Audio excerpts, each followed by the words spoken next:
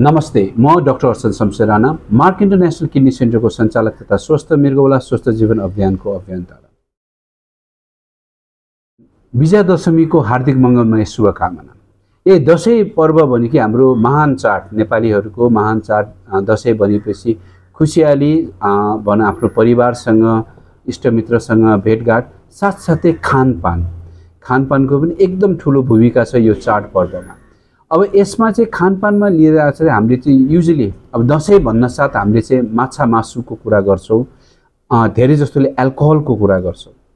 त्यसकारण यो दसैँ चाहिँ एल्कोहल मुक्त राख्न सक्नुभयो भने सबैभन्दा राम्रो हो। माछा मासुको कुरा गर्दा अब माछा मासु नखाने भनेर चाहिँ भन्दिनँ, तर माछा मासुको चाहिँ कसरी खानुहुन्छ, फ्राई गरेर खाँदा भन्दा तपाईँले झोल हालेर खानुहुन्छ या हामीले जुन नर्मली तरकारी बनाएर जुन अलिक तेल हालेर पकाइन्छ त्यो बेटर हो। अब तपाईँले धेरै माछा मासु धेरै खाइराख्नु भएको छ भने साथसाथै ब्यालेन्स डाइट त भन्न खोजेको तपाईँको तरकारीको मात्रा, सागसब्जीको मात्राहरूलाई पनि तपाईँले ध्यान दिन सक्नुभयो भने डेफिनेटली यो हेल्थ वाइजले मृगौलाको लागि चाहिँ यो दसैँ तपाईँहरूको लागि एकदम राम्रो हुन्छ। प्लस तिहार पनि आउँदैछ। तिहारमा चाहिँ मिठाई जुन मिठाई बनाएको छ त्यसमा पनि खानको लागि चाहिँ अलिकति ध्यानपूर्वक खानु होला भन्ने अनुरोध गर्छु। मृगौला स्वास्थ्य राख्न के कस्ता उपाय गर्ने भनेर सोध्दा हुन्छ, म युजुअली मृगौला स्वास्थ्य राख्नलाई 5वटा कुरामा ध्यान दिनुस् है। यो 5वटा कुरामा ध्यान दिन सक्नुभयो भने आई थिङ्क सो मृगौलालाई सबैभन्दा राम्रो बाहन भनेको त्यही हो। एक, पानी भने सबैभन्दा सस्तो, मिठो र राम्रो औषधि भनेको के पानी हो। तर हामीले पानीलाई चाहिँ खानालाई चाहिँ अलिकति भनौँ न नेग्लेक्ट गर्छु। त्यसकारण पानी एटलिस्ट 3 लिटर्स पर डे त्यो पानी खायो भने त्यसले पनि हजुरको हेल्थलाई मृगौलालाई चाहिँ राम्रो गर्छ। दोस्रो, एक्सर्साइज। बिहान दिउँसो बेलुका जुन बेला भए पनि एक्सर्साइज गर्नु। म दिनभरि खेतमा काम गर्छु, म अफिस जान्छु, म पसलमा दिनभरि चलिराख्छु, यो गर्छु भन्छ, तर हामीले चाहिँ त्यो भनेको काम हो, त्यसलाई चाहिँ एक्सर्साइज भन्न मिल्दैन। एक्सर्साइज गर्ने बानी बस। तेस्रो नम्बर, खानपान।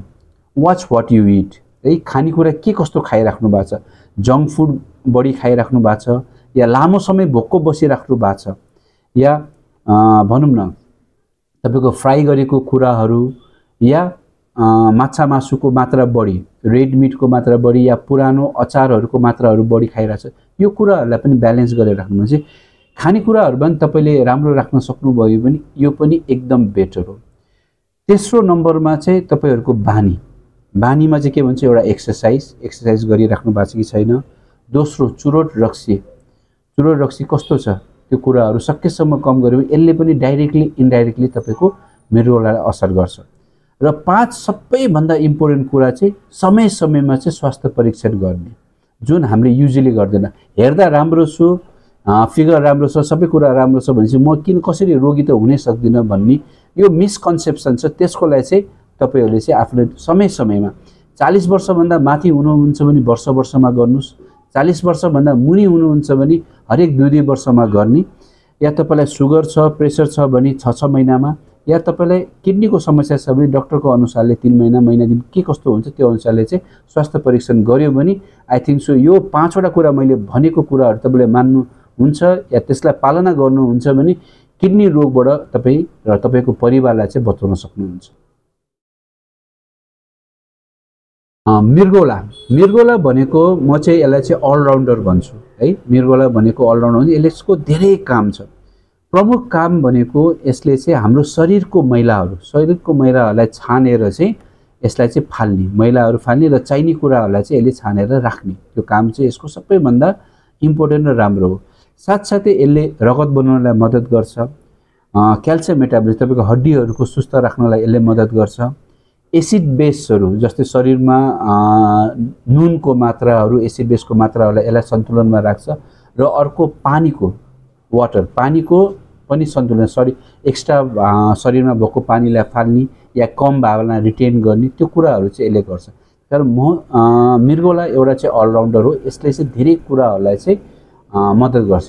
त्यसकारण यसलाई स्वस्थ राख्ने नै सबैभन्दा इम्पोर्टेन्ट कुरा हो। मृगौलाको लक्षण के कस्तो हो भनेर प्रश्न गर्नुहुन्छ भने पहिलो कुरा मृगौला रोगको लक्षण पहिलो नम्बरमा चाहिँ असिम्प्टोमेटिक दोस्रो नम्बरमा चाहिँ यसको कुनै पनि लक्षण हुँदैन। तेस्रो नम्बरमा यसको लक्षण देख्दै देख्दैन। मैले भन्न खोजेको के भने मृगौला रोग 90% भन्दा बढी बिग्रिसकेपछि मात्र यसको लक्षण देख्ने हुनाले लक्षणलाई नपर्खिने। मृगौला रोगबाट बच्नको लागि समय समयमा स्वास्थ्य परीक्षण नै सबैभन्दा यसको मूल धार नै त्यही हो। त्यसकारण लक्षणलाई नपर्ख्यौँ, समय समयमा स्वास्थ्य परीक्षण गरौँ।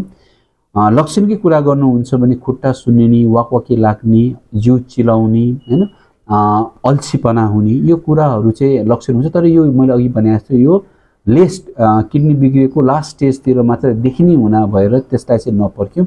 म फेरि भन्दैछु, मृगौला रोग इज अ असिम्प्टोमेटिक लक्षणै नदेख्ने भएको भएर चाहिँ यसलाई समय समयमा चाहिँ चेक जाँच गर्नु।